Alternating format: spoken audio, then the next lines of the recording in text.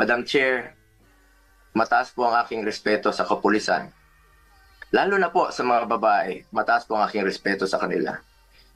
Noong nakaraang administrasyon, nanumbalik ang respeto ng ating mga kababayan sa kapulisan. Taas noo po ang ating kapulisan, ang ating mga sundalo. As its highest ang respeto sa PNP.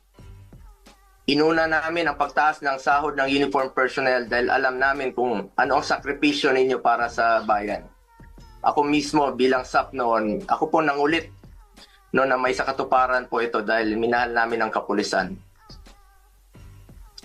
Ngunit nakakalungkot, Madam Chair, na noong nandun ako sa NAIA, nakikita niyo naman po sa video, nagtanong lang po ako sa PNP spokesperson kung saan kami dapat pumunta.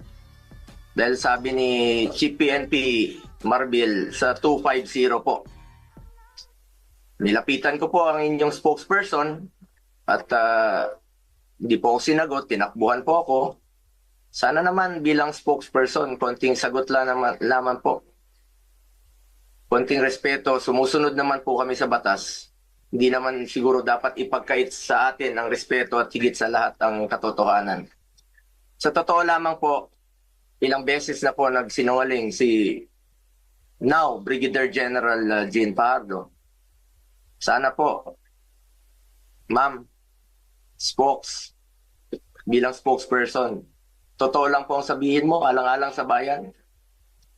Your duty is to be loyal to our flag and to our country. Minahal namin kayo ni dating Pangulong Duterte. Sana, konting respeto lamang po. Kung nagawa niyo yan sa akin, magsinungaling, mas nagagawa niyo po yan sa ibang tao.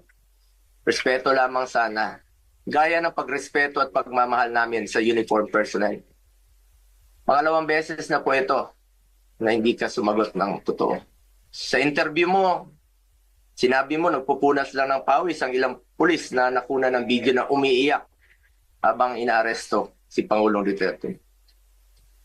Mapigilan mo bang umiyak? Nasasaktan po yan.